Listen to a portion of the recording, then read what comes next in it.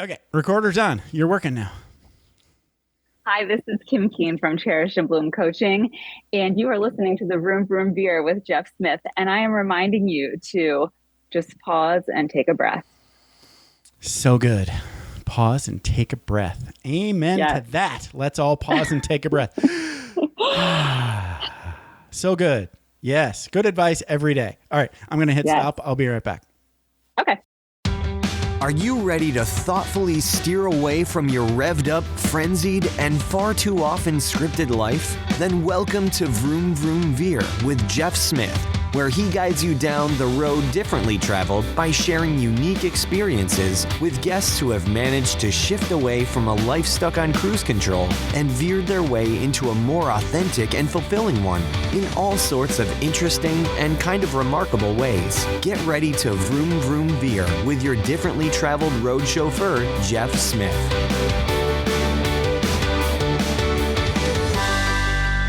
Kimberly J. Ward, thank you so much for being on Vroom Vroom Veer and welcome to the show. How's it going? It's going great. Thanks so much for having me. And thanks for getting off that boat. In more ways than one. So you are at KimberlyJWardWriter.com. So talk about the book and talk about what's going on at your website that you're most excited about today. At my website, you can find my newly published book, which is called Crew of Three: How bold dreams and detailed plans launched our family's sailing adventure. So in 2014, we took our little crew of three, which was my husband, my daughter Allie, who was 10 at the time. Wow. And I moved on to a little 34-foot boat, and we sailed from Massachusetts to Grenada in the Eastern Caribbean and back. Wow. Over the course of 2 years. That's just crazy. And when I got home, I decided I finally had a story. Yeah, you did. 200. We're going to get into all of that because it's amazing. And you know, I think I saw a documentary movie about some 16-year-old who was somewhere in Europe and just started sailing by herself. And I was like, Yep. so impressed. You know, I was like, So am I. I would not do something like that. solo, crazy. Okay, so let's get into it. So this is Vroom Vroom Veer. That means we got to go back in time. So we have to find out, like, you know, the origin story, the superhero origin story of Kimberly J. Ward, now writer. So I bet you probably weren't born a writer. So where did you grow up? Grew up in Alexandria, Virginia, just nice. south of Washington, D.C. Sure. Okay. I was in Virginia once. I was at a class. It was, you know, I considered it in D.C., but I think we were in Falls Church. So, Yep. So what That was exactly where I was born, at a hospital right there at Fairfax Hospital in Falls Church. Nice. So really close to Yep. D.C. and the Pentagon and all that stuff. Yep. The Beltway. You took the metro. Yeah, but back when I was growing up, that metro didn't take you very, very many places. It didn't really? take you far enough. Yeah, Ah. it wasn't a great get around the city metro. Okay. Gotcha. Still in the... I happened to run my way through DC mostly. Oh, nice. I don't think I could handle driving around the mall with those part-time one ways. Other people was driving and I was looking at signs going, okay, from these hours, I can't go this way. I was like, how crazy. That's the only place I've ever seen those part-time one ways. It's nuts. Anyway, so what was it like growing up in Virginia? Pretty classic childhood. Okay. My father worked on Capitol Hill. He was a lobbyist, and nice. my mom stayed home. Okay. My mom stayed home with the three of us. I'm one of three girls. I'm the baby. And we were busy, involved in lots of activities. I was a swimmer for many years, Okay. and we all played soccer, and one sister did gymnastics. One was a diver. We were field Wow. hockey. We were all into sports. Wow. All the athletics. Okay. All the athletics and pretty intense academics. It was pretty much a given. We would graduate high school and go to college. Oh, great. Okay. So where did you end up going to college? I went to Virginia Tech down in Blacksburg, Virginia. Okay. What'd you study? I studied marketing and English. Okay. The English thing came around because now you're a writer. Yeah. And marketing, not so bad. Because, if you write a book, you kind of want to sell it. I always thought I had a book in me, but I had never let anyone read anything I had written other than like a university paper or high school English papers. I never let anyone read any of my creative writings or I've been keeping journals and diaries since I was probably about 8 years old. Wow. And it's fun to go back. I love going back and mining them for good nuggets. Yeah, that is fun. My wife does that. She's a big journaler, diary type person. So, she can go days and then catch up, which is just fascinating to me. I don't know what I had for lunch yesterday, but she does because she writes it all down. I can pretty much tell you where we were every single day of the trip and who we met. And I love to keep notes like that because it's important to me. Yeah, the details are really important to me. So I knew I had the fodder to write, but I never thought I would write. I was a reader. I'm very much a reader at heart. I'll read anything that's put in front of me. Okay. And across all genres. And I love to read. And research and learn. What are some of your favorite titles? See if we have any Some of my points. favorite titles, some life-changing titles. Barbara Kinsolver, her Animal Vegetable Miracle. Oh, neat. Wow. Taught me to eat local, and I do an awful lot of my own gardening. Nice. Laugh and introduce myself as a gardener, not a sailor. Right. And it's very much true. Growing your own veggies. But it taught me. Yeah. Yeah, and fruits and veggies, and very into eating local and eating seasonally. So Barbara Kinsolver. I also love her fiction books, which is really crazy to love a nonfiction and fiction author all in one. Sure. Stephen King, his memoir, which was called On Writing. Yeah. And I'm not a big fan of the horror genre. Okay. But his book is gold when it comes to. He is amazing. Reading about writing. Yeah. Yes. I kind of almost want to read that book just because I didn't like most of his books. So I tried to like a lot of his books. And I just was like, he wrote this one series now, and I'm kind of blanking on it. It was the Gunslinger one. It's more fantasy, less horror. Okay. And it's Dark Tower series. Okay. Oh, I remember when that came out. Dark Tower series. It was really good. And then he wrote another, I want to say 2 books under a different author's name. I think it was Buchanan. I'm kind of blanking on that. But those 2 books were really good too. They kind of in the same vein as the Dark Tower books. Really like Okay. it. Yeah. And the funny thing about Dark Tower is he wrote himself into the end of the book. I love it. I love it. Well, he's a magnificent writer, and he has I call them my Stephen Kingisms. Okay. And, when you're writing a rough draft, write first with the door closed, you're writing for yourself. Yeah. When it's finished, you may open the door and start to edit. Right. Yeah, just get as much as you can out without judging. Get it out. Right. Yep. Get it out. You don't know where it goes yet, but and sometimes you don't know the trajectory of a book. Right. When you start it. Totally. And so that was a brilliant one. And then Kill Your Darlings, like some of the stories I may love were just really not part of this particular book. Right. Kill Your Darlings. As a concept, I get it. Yeah. Yes. So, yeah. I was going to say something else about that Dark Tower series, but I blanked on it now. But anyway, yeah, Stephen King, amazing. And the editing process, again, like you can be brutal, right? But first, at least you've got that rough draft. Maybe you can use those darlings, short story.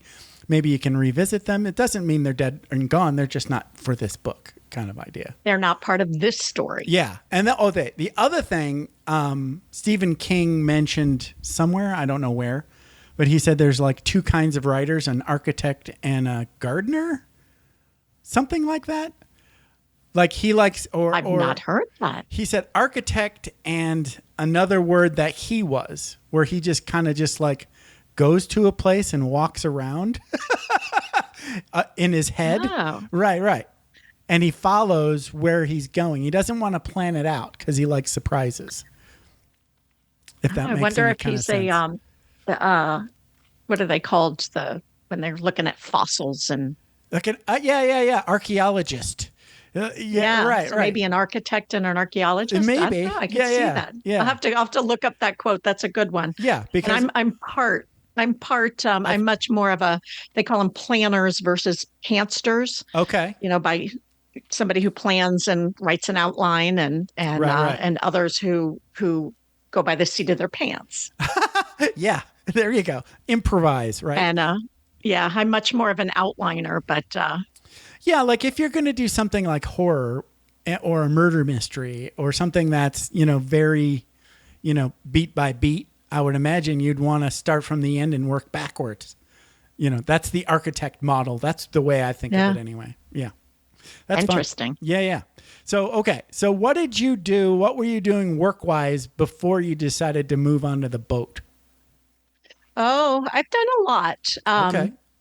As a writer, I think I finally have figured out what I want to do when I grow up, is what I say. Okay.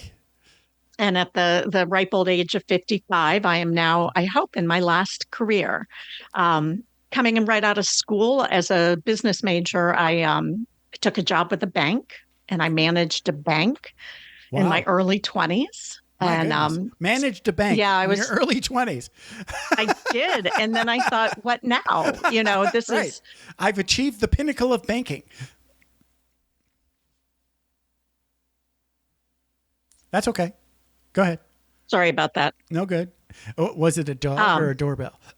No, it's a telephone. I'm like not used to a telephone ringing in my house. Gotcha. No biggie. I clearly don't need to answer it.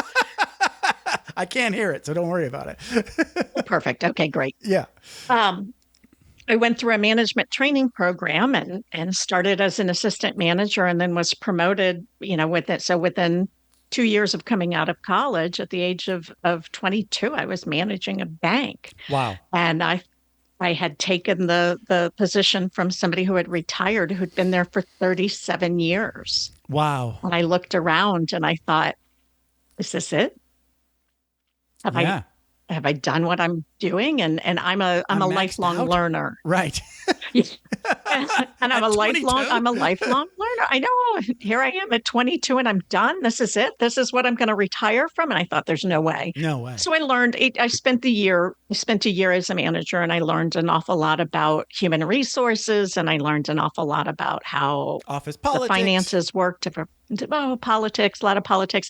And this was back in the early 90s, and just about every function was coming out of the branches. And so basically it was a human resources gig, which led to my next job, which was as a human resources manager for a software firm. Okay. And I picked up and I moved out of Virginia for the first time in my life, and I moved to Florida. And had Panhandle or the other thing? Nope, Naples. Naples. Yes. Okay. Nice. I was about 60 years younger than most of the people there. I lived in Panama City for a while. Oh, we used to call it chasing fun. You at least got spring breakers who came there. So we had no such fun. Yeah. Spring breakers were cool. Yeah, there were like two big clubs with bikini girls, all spring. Oh, yeah. And then they roll up the sidewalks for winter. It's close. Yeah. Very much. So I knew Florida seasonal. was not my scene, and I was anxious to get back to Northern Virginia. I'd had this fantastic opportunity at this software company that was completely growing, and it was right at the edge of 100 employees. Okay. And in the United States, when you get to 100 employees, you reach all kinds of thresholds with reporting. You're no longer a small business, maybe. You're no longer a small business, and you now need to play with the grown-ups. And so all of the things, human resources, that whole alphabet soup, Right. lots more compliance. Yes.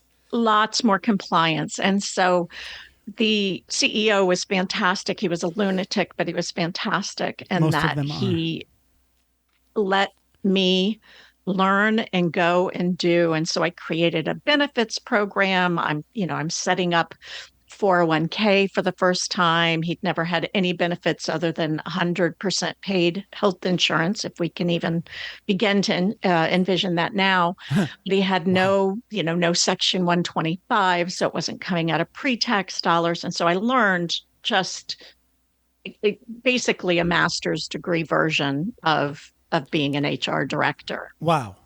On the fly. And talk about, learning in the fire kind of idea. Which is what I do best. And that's why when I got to the bank and I love to have that like fire hose of information coming at me.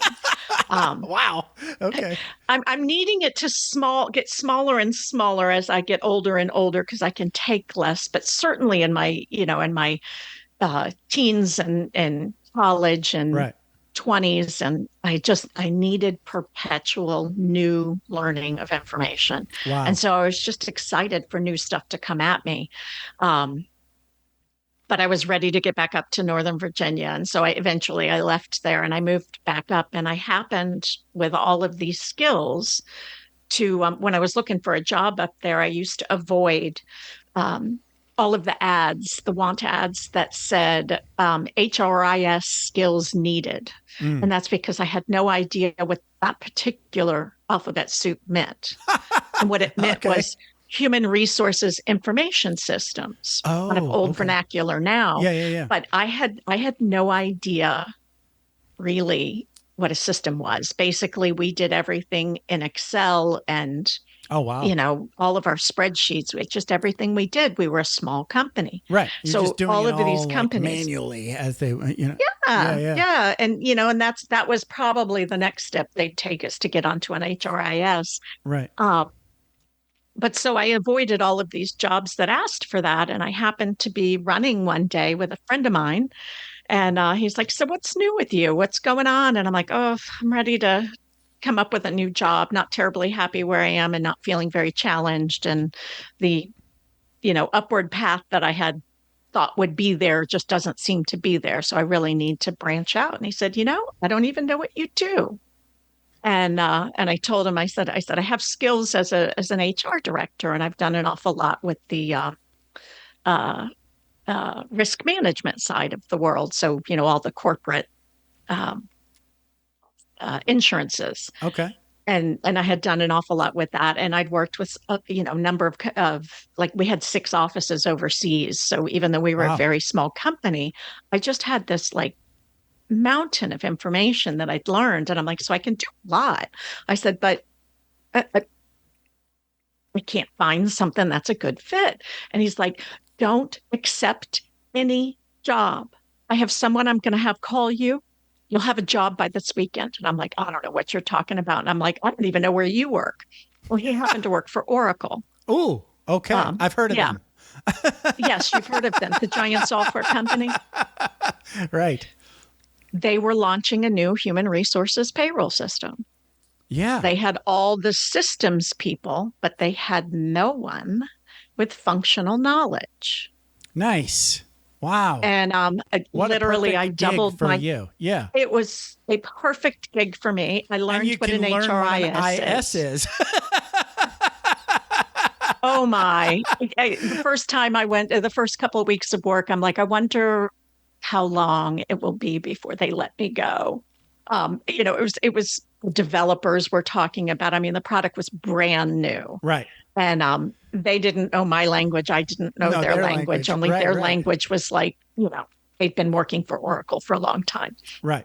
Turned out it was a really, really great fit. And that's what I did for the next dozen years. I worked for Oracle for 5, and then I went out on my own and was an independent consultant putting in Oracle systems and loved it. I had just a real niche. I knew the HR side really well. Right.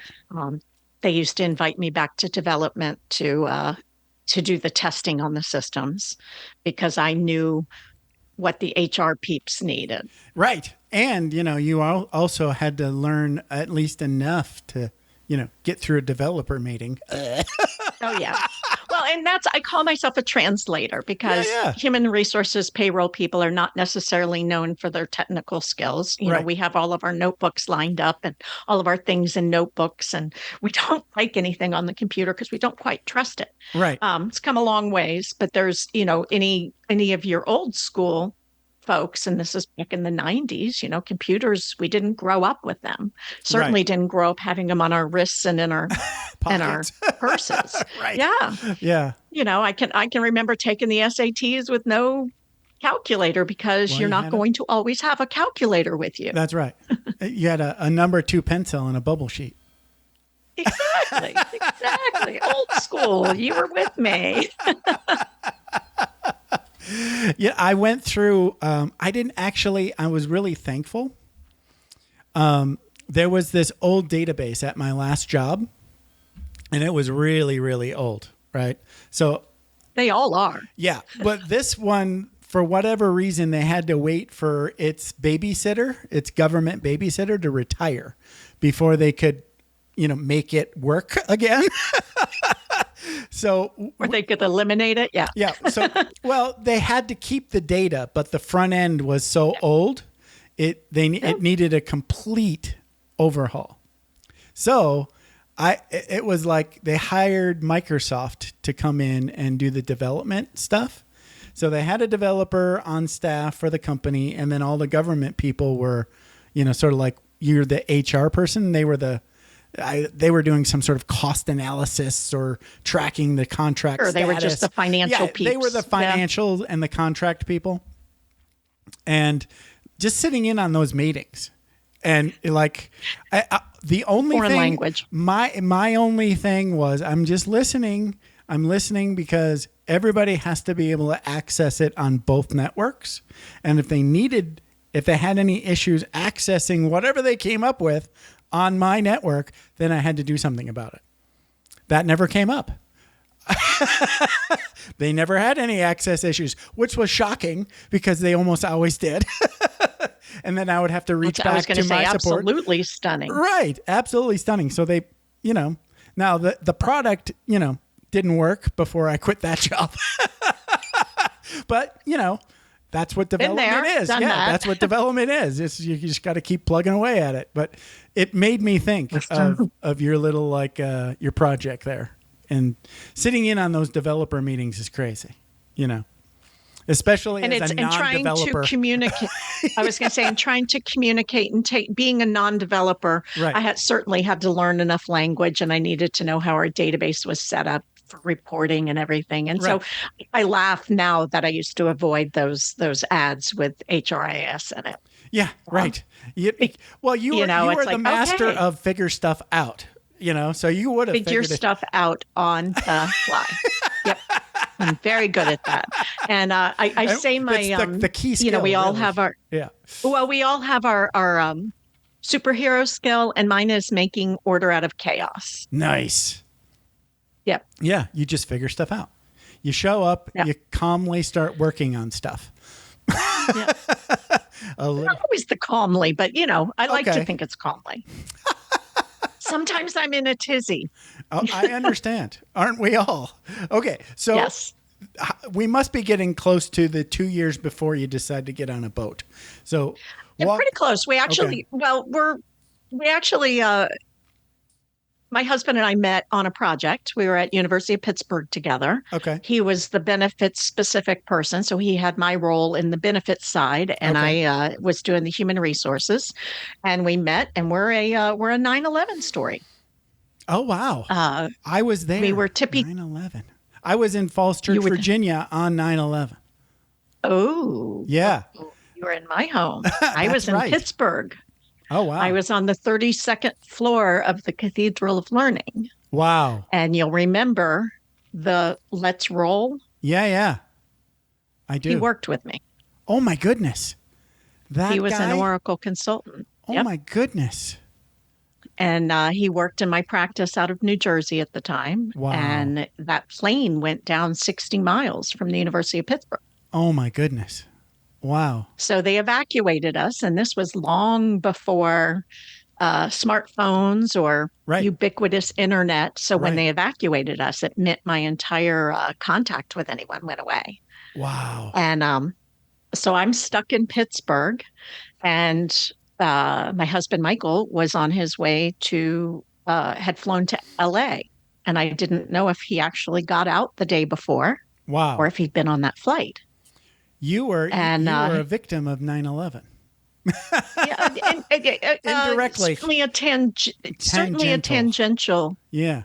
victim, and certainly sure. not anything. I mean, there were people whose lives were just decimated. Yeah. And for Michael and me, we were both alive at the end of it.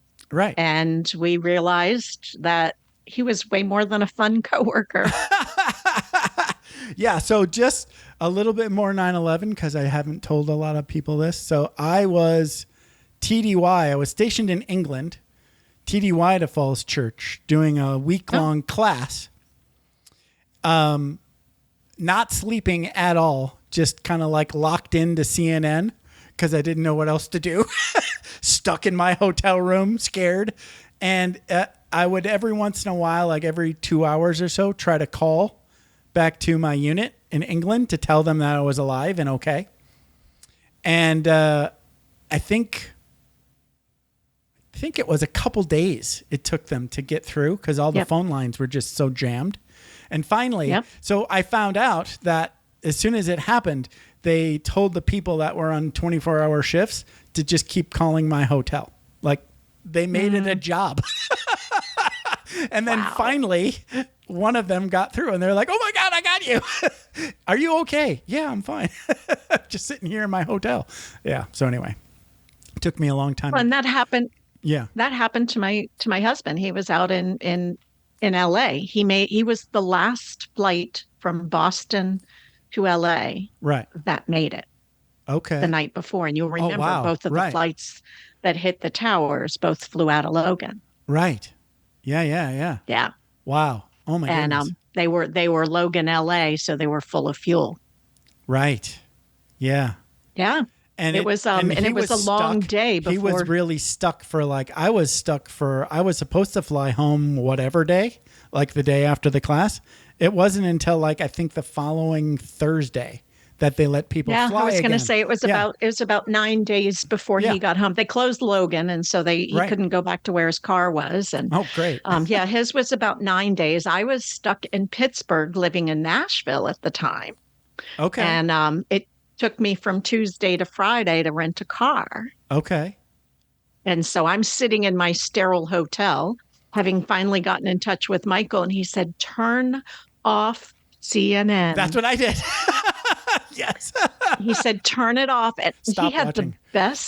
He had the best line, though. He said, "You're in no more danger today than you were last week. You just now know it." That's true. Yeah, you were aware Profound, of it. that husband. Yeah, we became aware of it, and all of a sudden we realized we went through the what ifs. Yeah. So we fast forwarded through the dating, and within a year we were engaged, and within another year we were married. And on our first anniversary, we were 9 months pregnant. So we kind of fast forwarded through a bunch of years. Right. Wow.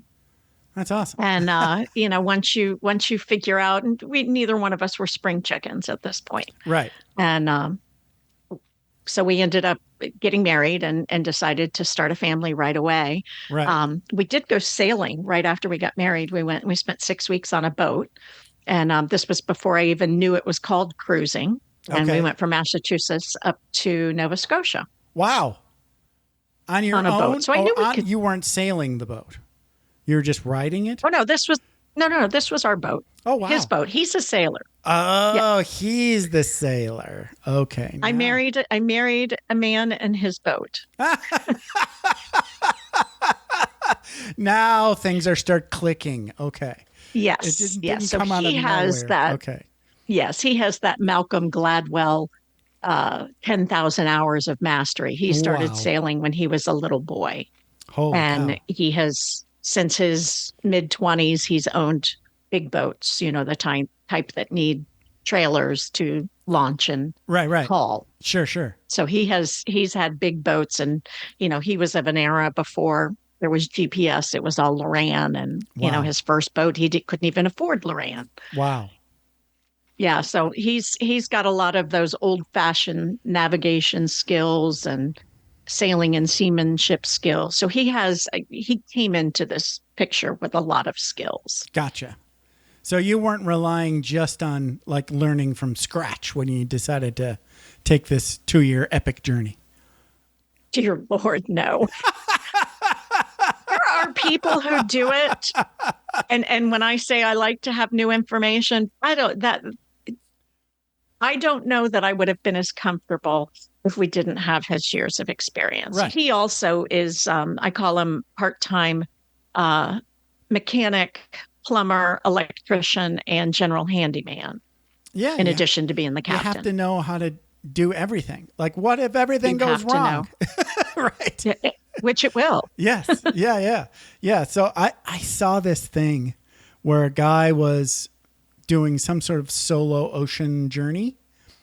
Mm-hmm. And he had I don't even know what happened. I don't even think he knew what happened.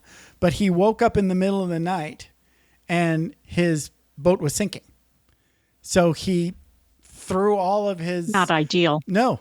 He threw all of his gear, his life gear, right?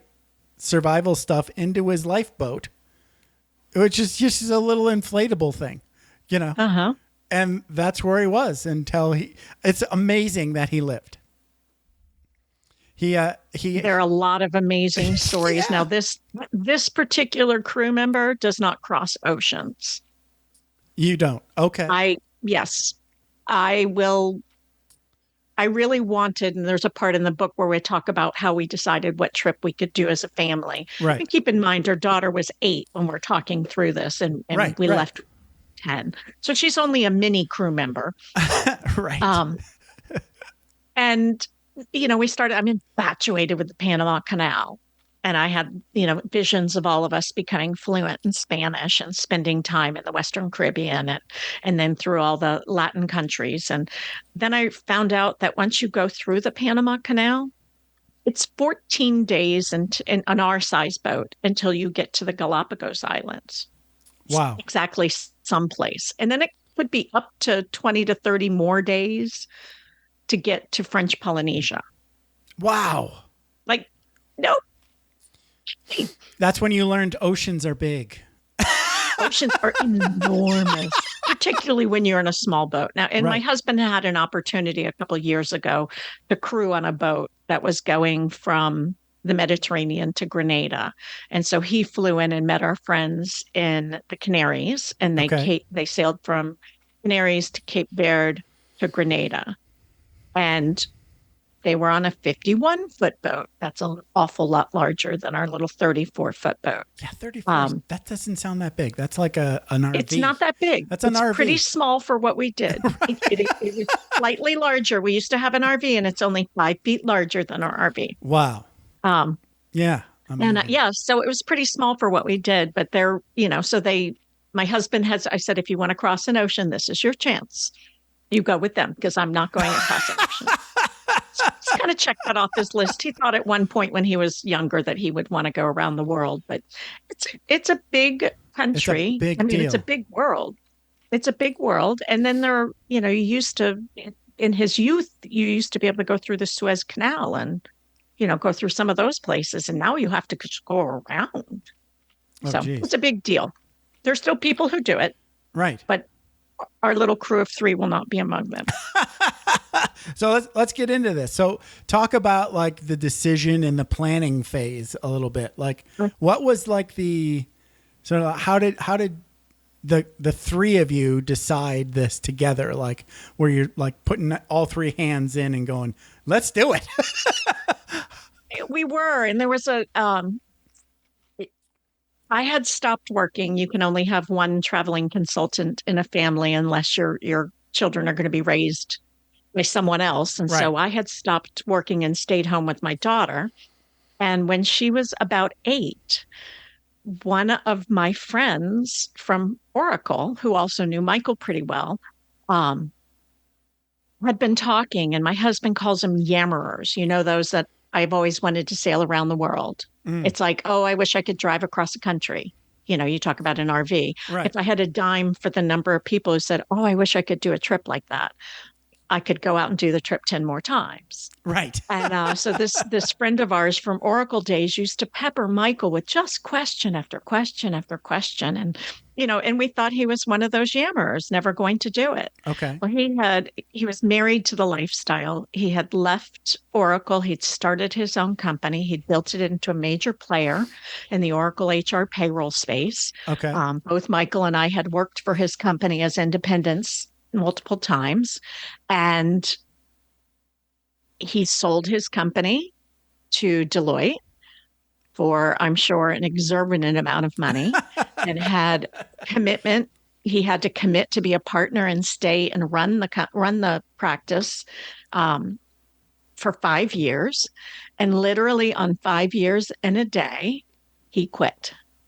Okay. And we were dumbfounded. He and his wife he'd had 2 children. He'd gotten married during that time and had 2 children. They'd actively gone on every vacation, was a learn to sail vacation. Oh, wow. And okay. they moved to Argentina where their boat was being built. Wow. And we're like, look at him go. So not a yammerer. Not a yammer. Did they have a plan? You bet. Yeah, absolutely had a plan. Right. And they went from Argentina all the way around through the Caribbean, came up and had anytime they needed, they kept captains on board when they needed it. Okay. Oftentimes for insurance reasons, if you're new, Okay. you have to have a captain on board until you're, checked out with it. Right. Or your insurance will make some specific requirements. Some of them say, 20 days of sailing. Some of them say 80 days of sailing. It just depends on your experience and your insurance company. Okay. Oftentimes, our friend's wife and his 2 kids would fly and meet the boat wherever it had gone. Wow. But when my daughter was 8 years old, they sailed up to our mooring. Oh, wow. The 4 of them. Yeah. And it was their first solo passage. They'd come from Bermuda and came in and picked up a mooring Wow. behind our house. And we said, you know what? This is the time. His kids are, daughter is a year younger than my daughter, and his son is 3 years younger. Okay. And the 3 of them were fast friends, and it's our turn. We're peppering them with questions. What's it like to live on a boat? How do you school your children? Right. And so we went on and on and on. They went up to Maine and came back to Massachusetts. And by the time they came back, we had a budget that we ran by them. Oh, wow. And we said, what do you think? Because we said, we looked at it. My daughter's 8. I mean, talk about the perfect time. Right. And you're aiming Still into likes years. Not. She still likes, I forget likes. She worships us at that age. Even better. By 10, she still likes you. By 12, she's done with you. Yes, pretty much. And we talked about it, and we went through different trips and what could we do and what would be reasonable. And so we went through that whole process, and we'd come up with a budget, and we bounced it off of them when they came back through Massachusetts. And we're like, Wow. what do you think? And he's like, well, I'd add a little more to the boat maintenance line and then double it, but pretty much got it. Wow. When we talked Yeah, about that's like food and living expenses. And my husband's really good at the very large picture, and I'm really good at the details. And somehow Okay. we managed to coexist in the middle. Okay. Nice. So we make a terrific planning team. Gotcha. So talk about like the journey part. Was it like, it wasn't all in one go, right? You were stopping along Oh the gosh, way. heavens, no. They call, good Lord, no.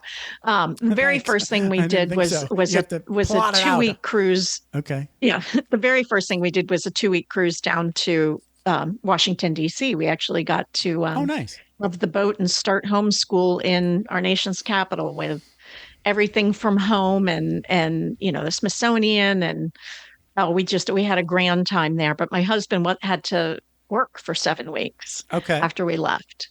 And he had a project that he was wrapping up, and the timing of the project with benefits, he couldn't leave when we needed to move the boat Okay. for weather reasons. Everything about sailing on a boat is all about the weather.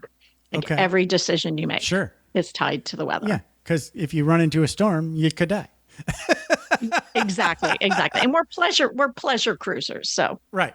Yeah. You don't there is no need to go. Yes, exactly. Storm, stay. Exactly. Wow. Okay. So basically, And, you're so no, we plotting would out the go- plan based on, okay, we'll stay here until we get a clean weather report, and then we'll move to the next spot kind of idea? Exactly. Or you pick your spot based on what the weather will let you do. Oh, gotcha. Okay. For us, we were migrating south. So we went Massachusetts down to DC. Okay. Then we went down to Virginia, Hampton, Virginia. And so right at the beginning of the intercoastal waterway. Okay. And then we took the intercoastal waterway all the way down to Florida.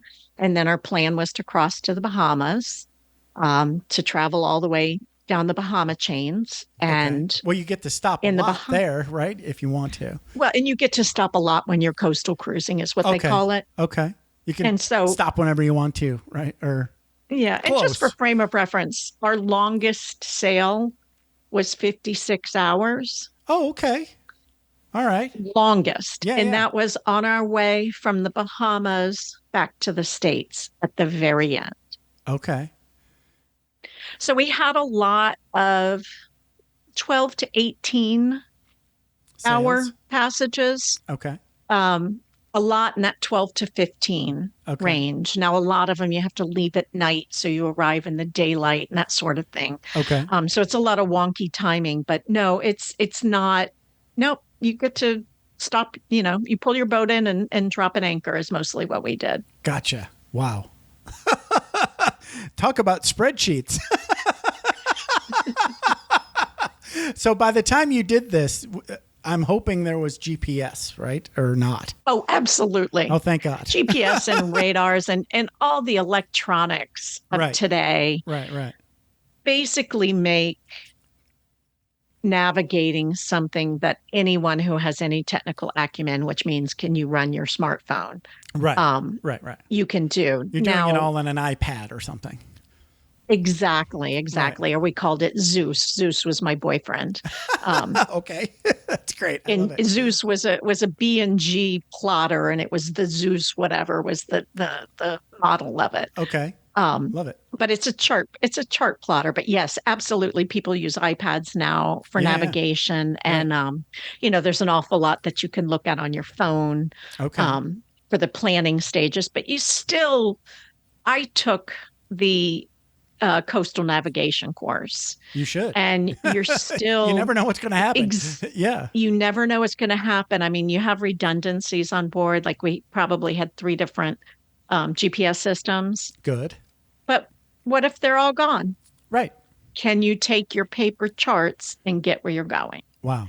And I am 100% confident my husband can do that. I'm going to say I'm a C minus. I'm about a 70%. It's about what I passed that coastal navigation class with. So thank God you didn't have to use the charts. Yes. And we always pulled them out because, I mean, think about when you get directions on your phone, Right. even going back to like MapQuest in our old age. Right. But like looking at your, using your phone to, Google and Siri to navigate now, you don't have a big picture of what the world looks like. No. You're all zoomed up. And you're all zoomed in and you're, Yeah. your left turn, you're waiting for her to tell you what to do. Yeah. And so Michael and I are both old map people.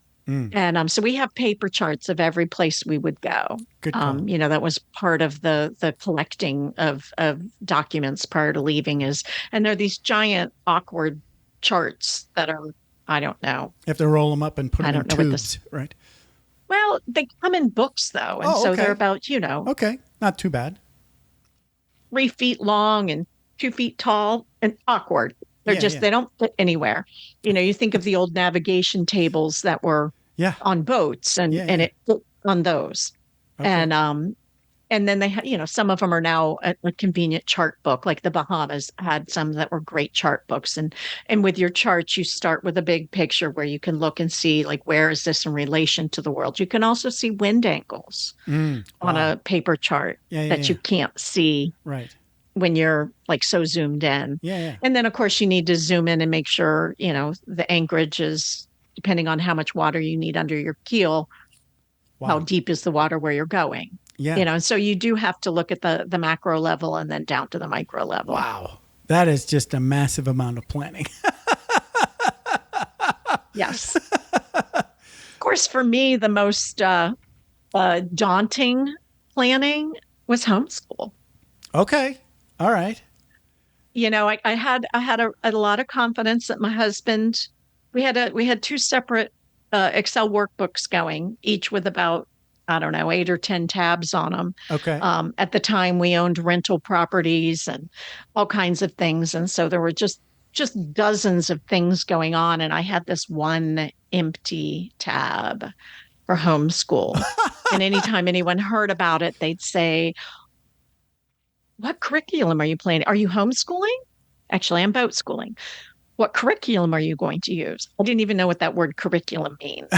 Right. It's kind of like with that HRIS thing. And then I'm like, I'm a smart person. I can figure this out. So worked with a lot of the, a couple of teachers at school. I worked with a friend of mine who homeschooled her 4 boys. Oh, nice. And then I happened to call a friend of mine to help me sort through materials, and she had done a lot of curriculum planning. I figured out that a lot of people use that word curriculum and mean a lot of different things to go with that word, but it's basically what tools are you going to use to teach what you need to teach? Right.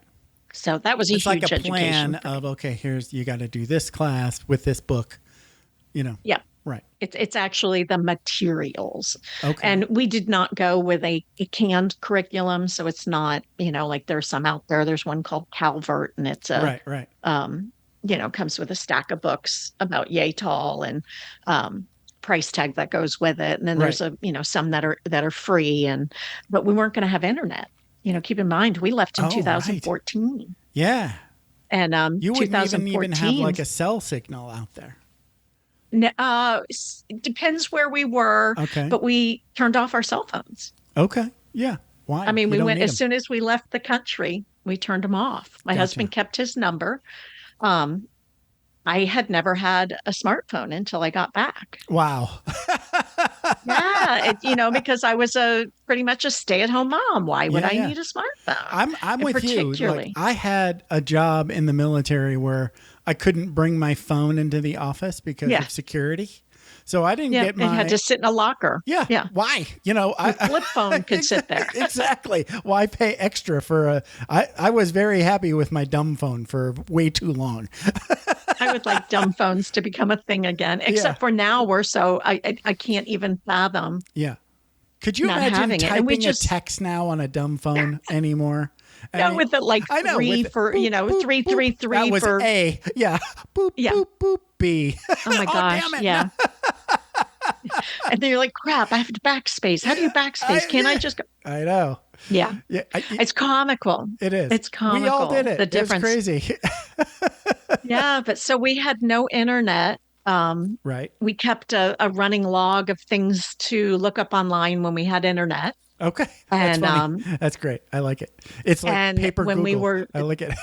Paper Google. Yeah. We had a spiral notebook that we kept questions in. And I love it. What are when they say the seven continents and the 7 seas, there are a whole lot more than 7 seas. Which 7 are they talking about? And it's, yeah. And, so just like things like that come up, we went to see the Statue of Liberty and, her crown signifies the seven continents, and the spires on her crown are the seven continents and the seven seas. And we're Wow. like, what exactly are the seven seas? We learned an awful lot about the Statue of Liberty. When you take a 10-year-old who's homeschooling, She has lots of questions, and you didn't have Google. we didn't have to. Well, we did in the States. Like as soon as we got back to when we got to a restaurant, but we used to poach. When you take your phone and go into a Sure. Starbucks or into whatever. a restaurant. And Yeah. so we laugh and we say an awful lot of my daughter's schooling happened in bars in the Caribbean. Poaching internet. Yay. Hey, Parent of the year. we're all doing it. We're all doing it all the time. Okay. So so you take this whole journey, right? So start to end, it was 2 years. Yep. So 1 year there, 1 year back kind of idea ish. Sort of. Ish. I mean, you've got hurricane seasons. Gotcha. So we left August of 2016. Wow. By August 2016. Okay. we were not, for our insurance, we weren't able to cross into Florida until December 1st. Because of hurricanes. Hurricanes, yep. There are a lot of things focused, at least so much of it goes onto hurricane season. And then our insurance required that we be south of 12 degrees latitude, which is Grenada, the southern tip of Grenada, by July 1 of the following year. Okay. So before the start of hurricane season. Okay. So we left Massachusetts in August, the very end of August. We got down to Grenada about the end of August. And then you stay put. That's when you stay put for hurricane season. And you'd be amazed at the community that's in the southern end of Grenada. There are hundreds of boats there. Oh, yeah? We had... So this is a popular destination for boaters? Well, it's south of 12 degrees of latitude. So if you have ever Googled hurricane box, okay, there is a place that hurricanes go. Okay. And like if there's the outlier, that hits Trinidad. Okay. Down in the south, and there's the outlier that hits above Florida. But in general, when you look at historical models, and so that's of course what insurance companies with their right, really smart math people and computer models, yeah. Are saying, and so once you get, and so 12 degrees south is out of the hurricane box, Gotcha. And so many insurance carriers have this requirement of heading down there. Wow. An awful lot of people go down there and they'll leave their boat there and fly back home and visit people. Okay. And we did the grandma, dentist, doctor run. Okay. Where we came back and sure. You have 3 weeks back, and one of them is for all of your doctors and dentists. And then, 1 week in Colorado with my family and 1 week in Massachusetts with his. And wow. Okay. And, so we did that as part of being there. It's very hot in Grenada at that time of year. I bet. But there are about 30 kids there that ranged in age from 8 to 18. It was like an old-fashioned neighborhood. Aw. And the kid, it was so much fun to watch. And we'd met 5, they call them kid boats. You actively search out kids. To keep your children happy. Because they need their peers. They need other kids. Yes. All right. They need other kids. And particularly, we only have one child. So she just needed kids. And so we had met little island called Beckway. Never heard of it before in my life. It's part of St. Vincent and the Grenadines. Okay. Wow. And so it's one of the Grenadinian islands. I think that's right. Okay.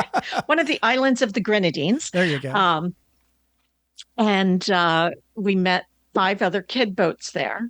Or nice. 4 other kid boats. And then the 5 of us loosely traveled together for 6 months. Oh, wow. And so, yeah. Where are you guys going next? Where are you guys going next? Well, we used to call it the Kid Mafia, where if you wanted to go someplace that wasn't on the Kid Mafia approved list, you got an awful lot of resistance. So sometimes it was just easier to go where the kid boats were going. That and the parents had all ended up becoming pretty tight too. I bet. Yeah. That's awesome. It sounds like you had a blast. What an adventure. It was an adventure. I mean, talk about just outside of my comfort zone, every single direction. But in the best way possible. Best way possible. It's not all cocktails and sunsets. Of course not. It's a lot of work. I was going to say it's a very hard way to travel, but it's really rewarding. You learn how to rely on yourself. Right. You learn how to be minimalist. Right. One of a famous sailor once said, when you move on a boat, you find out how little you truly need. True. Not much at all. And you need to not eat. Much at all. You need some clothes. Yeah. You need water. You need food. You need companionship. All that other stuff is just like enabling you to do the journey. Yeah. Right. Yeah. And we needed Kindles. Those Kindles were essential equipment because I had never done the e-readers before we moved, but I had a daughter who is a voracious reader. And so I knew I needed to get on board with this whole Kindle world and started downloading. What else did you do for like entertainment? Okay, you're downloading books for your Kindle, right? Hundreds of books. And so when she got into a phase where she was all about Roman and Greek mythology, I could go in and search in the Kindle, and lo and behold, there are 14 books in there. Which one do you want to start with? Right. Nice. And we did, we call it world schooling. And it's where, we ran into the whales. The whales were in Dominican Republic. They were actually, I guess, about Turks and Caicos. They were on their way up. And so they come down, the whales who live up here, ironically, humpback whales who live up here during the summer months migrate down to the warm waters to calf. Okay. To mate and calf. Wow. And so we ran into them as they were migrating north when we were heading south. So Turks and Caicos and Dominican Republic. And we completely changed our way home so we could be with them again. I mean, they're majestic. That's got to be a blast. So you get to sail with so them? We started. We started a unit on whales and the whaling industry and, the biology of whales. Like you can just do so many things with it. Same thing with volcanoes. There's all kinds of stuff.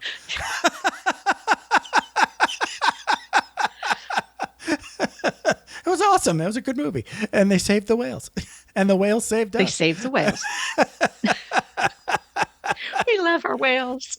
We love her. And volcanoes. We pretty much every island that we went to in the Eastern Caribbean is a volcanic island. So, nice. Every hike that we did was up some crater. And, we went to Montserrat where I've heard of that. Yeah. Two-thirds of the island is now uninhabitable based on a volcano. And wow. It's where Jimmy Buffett used to have his recording studio. Oh, wow. And the song, that's Margaritaville. I don't know. Yeah, I don't know where I'm going to go when the volcano blows. I love it. It was the monster. It was the Soufrière volcano in Montserrat. Wow. And so we did a whole unit on volcanoes, and they're underwater volcanoes. And we learned an awful lot about them. And one of the things when Allie found out she was going to be homeschooled, the first thing she said was, "Can we make a volcano?" So there we were in Grenada with our 30 kids making paper mache volcanoes. I did that. I wasn't on a boat, but I did it. Yes. Well, we didn't have the volcanoes on the boat. We actually, that was at the bar there let us store them there. Nice. Did you use baking soda and vinegar? What was? Oh yeah, and vinegar. Yeah. All right. Yep, and food coloring because they wanted it to be cool colors, so everybody chose a color. But we had like all the kids, all the cruisers. It was just a fun, involved day. Yeah, my paper mache volcano went way past its scheduled due date, so we were working on it right up until the buzzer. So when it came to the end, I was like, we have to make it explode. So it was almost going to be Alka-Seltzer. We couldn't Take up a bottle of soda if you can't do it. Whatever. Yeah. So when you said food color, I'm like, oh, I missed an opportunity there. That's all right. They come out in all colors. Little Sure. did you know you could have green lava. Yeah, green, orange, whatever you want. Yeah. Exactly. Why Exactly. go with what would actually be in reality? That's no fun. Exactly. Mine You was know, white. as long as they were White on board bubbles. and they were learning, There you go. why be normal? Why? Yes. Hey, this has been a blast. Talk a little bit about like writing the book and how people can get in touch with you. Okay. Well, I am on Facebook and Instagram, Okay. and you can find me at Kimberly J. Ward Writer under either of those venues on Okay. social media. And my website actually has my website, which is KimberlyJWardWriter.com. Right. And one of the things that we did as we were traveling, and this was not my own idea, I poached it from someone and love it, and I've shared it with an awful lot of people, but we wrote postcards everywhere we went. Oh, that's great. And we started doing that when we did a cross-country trip when Allie was quite young. She was only 3, and I knew she wouldn't remember it. And so I wrote postcards, and I signed them all Love Us. And so these have become my Love Us postcards. I love it. And when I got home from this trip, I was quite startled to discover I had more than 300 postcards. Wow. So I have chronicled our journey, some of them with homemade postcards, because obviously many places we were did not have postcards, or certainly some of them didn't even have a store and no humans who lived there. So we did our own artwork and sent postcards. And I am in the process now of posting them as blog posts. So on my website, you can travel along with us. I am maybe about 30 postcards in. So I still have You've got a while. 270 to go. That's okay. That means you've got stored content, as they say. Yes, I have stored content in the form of little postcards everywhere. But how awesome is my that? husband and You've got I, a treasure trove of stories. Yeah. It's very fun. That's one of my favorite things that I did. And even if you're going on a 2-week trip or a, weekend trip, start sending postcards home to yourself. It's a snippet in time that you recreate by reading your own words and seeing what picture you chose. Yeah. And I think a lot of, I just did this project of all my old VHS tapes from before cell phones, right? Yeah. You know what I'm talking about. I do. I think the oldest one Betamax. was from 1988. One of my aunts got a VHS camcorder and did a Christmas video in 1988.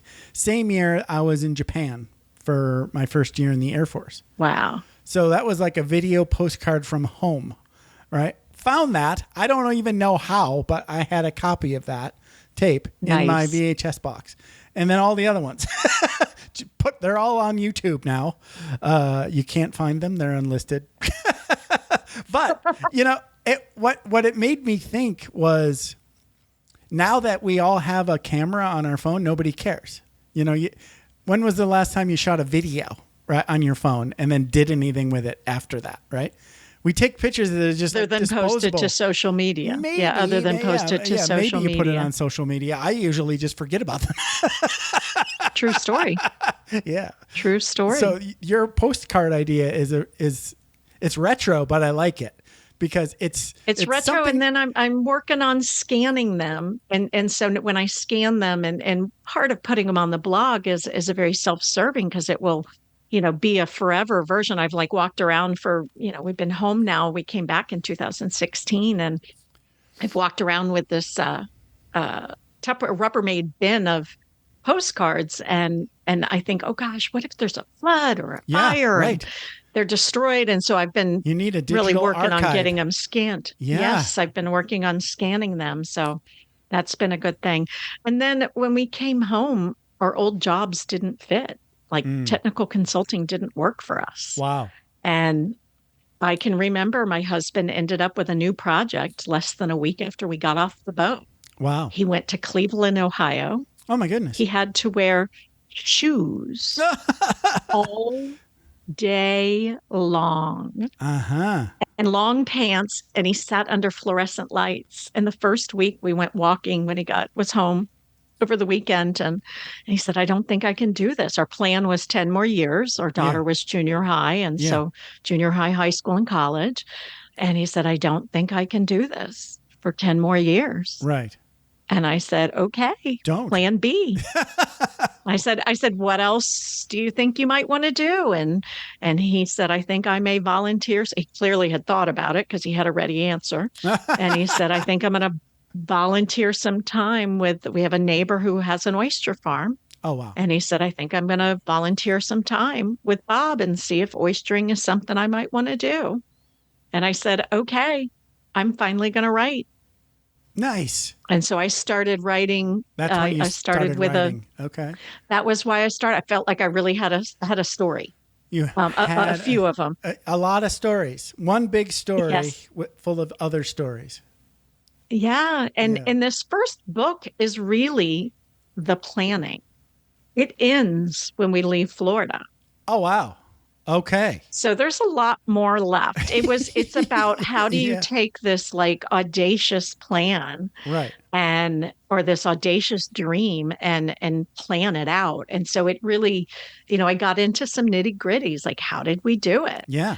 And so it's really the planning, and we kind of thought learning to live on the boat. Yeah.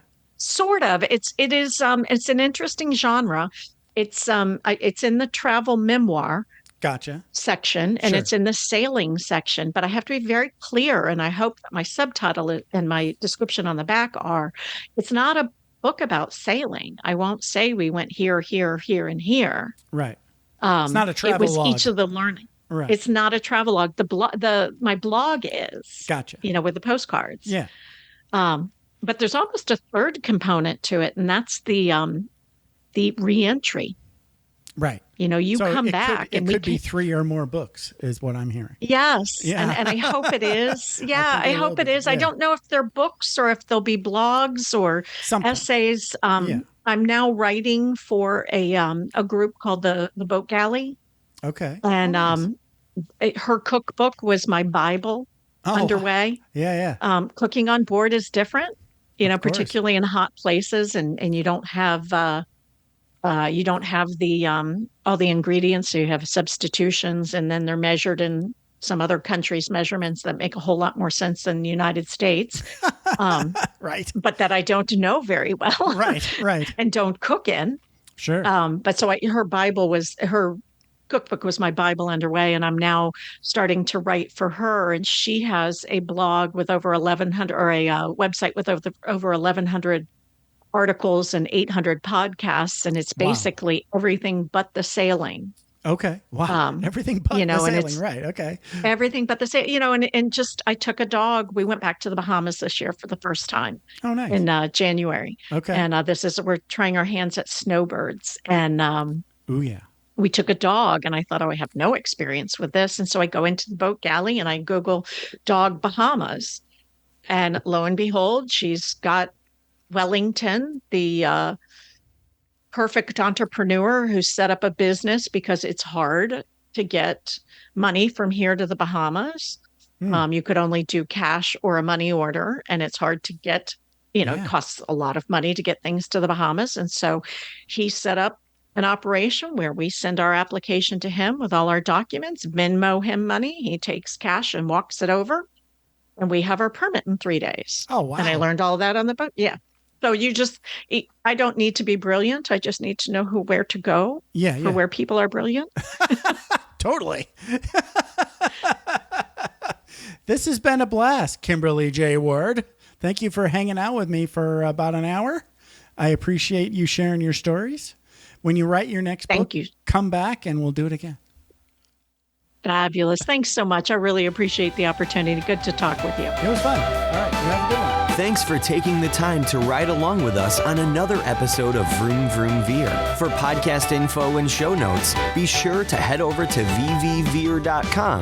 That's VVER.com. Man, that's fun to say. And we'll catch up with you next time here on Vroom Vroom Veer.